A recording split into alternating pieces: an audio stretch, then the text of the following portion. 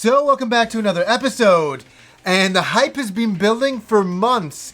Finally, we get to see the Nintendo Switch in action. We get to see a lot of its software, a lot of the games that have been in development for a long time. Some of them will be out at launch, some of them will be out later, and we're going to get into all of that stuff. Right, really, there's so much to talk about. They showed the hardware, what it could do, what it costs, when it's coming out.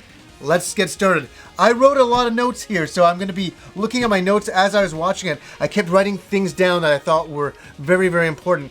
It is getting launched March 3rd, 2017, around the world at that time. And the price is going to be $299 US. And I love it how they said, Europe, you better check with the retailers to see how much it is out there. So I'm thinking it's about $400 Canadian, a little bit more than that maybe. So that's the price. What do I think about the price? It's really what I was expecting. It's not shocking. It doesn't blow me away. I'm not upset. I'm not overly happy. It is what it is. That is the price. So that is the cost of getting into this machine. The one thing that I am excited about is no region locking. After all of these years, all the Nintendo machines have always been region locked. You always, if you want to import a game, you couldn't. You'd always need the Japanese system. Not anymore, they say. Now you can just probably import a game and play it right on your machine. They say there's no region locking. I was sitting there, I'm like, oh, they're talking about how they're region locking it again and how it's a good idea. And then they said that they're not doing that. And I was like, that's great. They also said that there was an online service coming, and it would be pay as you went. And you could do it from your smartphones or, have access to it. And you can do a trial run in the future. So that's interesting. I like that kind of thing, but a pay for service, I hope it's worth it. I don't know too much else about it at this point. The other huge thing, battery life. This has been the biggest conversation online to do with the Switch, even to do with my own friends. Everybody's like, oh, how long is it going to last? It's only going to last an hour. Everybody had their things. They said, depending on the game, 2.5 to 6 hours. So I don't know what it means, some games more taxing than others that will eat the battery life. 2.5 to 6 hours. So, yeah, I don't know. Is that good or bad? I think it's okay. It kind of lands kind of in the middle for me. So, as long as games last about 3 hours, I'd be happy. 3 to 4 would be good. You can also link 8 Switches together. My God, it's hard enough to get all your friends online at the same time.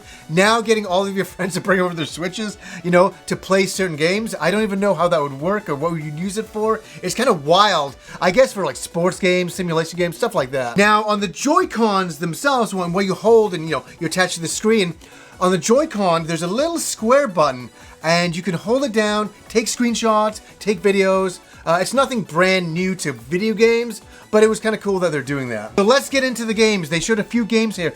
One of them was called 1-2 Switch, and it was really weird. It's you grab the Joy-Cons and you hold it against a friend, and they said you look at your opponent in the eye, and then you shoot them.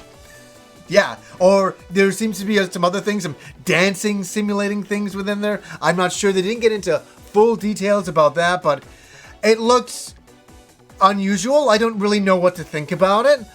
It's so gimmicky novelty. I don't know if I'd be really into that. I probably would for like 2 seconds. I'm like, oh, boom, I shot you. I win. And then that's it for me. I don't know. They said that it's going to break the ice at parties. Maybe it will. Maybe this will be the next thing. You don't go to a party to socialize. You bring your Switch with you and shoot your friends. The other game they showed was called Arms, and it was a boxing game where, no pun intended, you use your arms to extend and punch your opponent. You can defend, you can dodge, using the controllers wirelessly to move back and forth and move forward and to do the punch attacks, the lunge attacks. And you can play split screen, which I thought was pretty cool. I like split screen games. Or you can have 2 machines next to each other, or you can just play on the handheld as well, playing it that way. So there's always these different versions and different ways to play a game. I thought it was a bit of an indie game, and I was like, I'm sure this is a downloadable game. It must be. Now, when I visited my cousins in the summer, they were playing Splatoon, and they absolutely loved it. And I really enjoyed watching them play it. I haven't had a lot of experience playing Splatoon, but they announced Splatoon 2, and it looked a lot like Splatoon. It really did. I don't have too much experience with that game, but it looked like a bit of fun. Now, here's the game I was the most excited to see, and I had no idea what it was going to be about. The name got leaked about an hour and a half to 2 hours ago, and I didn't know if it was real or not, and it seemed that it is real. Super Mario Odyssey. Yes, I have to say that a few times. It's like, it's not Super Mario Lost Odyssey, I gotta get that out of the way. It's Super Mario Odyssey, and it was really unusual. It was not what I expected at first. All of a sudden, you're running around like in New York City, with human beings around, with taxis, and you just kind of pop out of the sewers, and then you leave that world, and you enter all these different, unusual, more surreal types of worlds. And I was like, okay, thank God we kind of went back to that. I thought at first, I'm like, are we just like in New York City? It was so strange. I didn't know how to take it at first, and then I'm like, oh, okay, no. It's like you do go off and have a regular Mario adventure. And it does look a lot like Super Mario 64, and they said an open sandbox game, which is fantastic. Thank God for that. Hopefully you can go anywhere, explore levels at your leisure. That is what I want to see. And the only negative thing is, this is my own hype, my own problem. I thought it was going to be a launch game. And they're like, late 2017, I'm like, it's going to be winter. It's going to be like next year. Like next Christmas type of thing. I'm like, oh. And a lot of the games that they were showing were like summer, like Splatoon 2 was summer. And I'm like, damn, like what's going down for launch here, folks? What's happening? But as I was into those thoughts, all of a sudden, they showed this character running around, and I'm like, there's no way this is the Xeno. No, and then all of a sudden, Xenoblade 2. And I'm like, is this real? This is real. I'm like, okay, that's exciting. They're working on some RPGs. That's unbelievable. So that's cool. That's just in development, though. Now, I have to refer to my notes here because there's so many games to go through. Fire Emblem Warriors. They just showed like 2 seconds of it. And it seems to be, I think it's going to be like a Dynasty Warrior game from from what they were saying, from what I was kind of getting the gist of there. That's kind of interesting, but they didn't show anything. Dragon Quest 10 and 11 are coming to the Switch. 11 we already knew, and I think 10 we already knew a while ago, so that's nothing new, but that's for Japan. There's been no official US Western release on these games, and I would really like 10 to be brought over here online. This got leaked a couple of days ago, and I was very excited to see 10, but I'm like, are we actually going to get 10? And right now, it's debatable. It's probably maybe not. 10's the weird one because it's online only. 11 we'll definitely get. And Square Enix kept doing it. They're bringing over Dragon Quest Heroes 1 and 2 together, bundled together, known as Dragon Quest Heroes 1 and 2. And that was kind of a bit of a surprise. And Square Enix also showed another RPG, very simplistic graphics. It's supposed to be a very big open world from what they said, from what I could gather. That looked pretty good. Now, the big shocking moment was Atlas. You just see the Atlas logo, and I'm like, and the dark music comes in, and they start showing characters that I definitely recognize from the Shin Megami Tensei series. Is this the next one? I think it is. It's on console. Is it exclusive? I don't have a clue what's going on with that. But it's in development, early development, very exciting. Now, wouldn't it have been crazy if they showed Skyrim on the Switch and they didn't follow through? I never thought they could do that. And they announced Skyrim on the Switch by Bethesda officially. So everybody's like, oh, okay, relief. Yes, it is coming to this machine, and it can finally be taken portably, which is, I think, the novelty thing that you can do now with that. Suda 51 came out very animated, from Grasshopper Studios, showing the character Travis from No More Heroes, and saying that he's been talking to indie developers and he wants to create a game using Travis, a kind of a wrestling game. And he was very early in the thought process, development of this, so nothing really to show. EA showed up and announced FIFA. So the different variations that will be up for sale at launch is the dark gray Joy-Con bundle, which is the entire system and the Joy-Cons all dark gray. The other one is the system is dark gray, but the Joy-Cons are red and blue.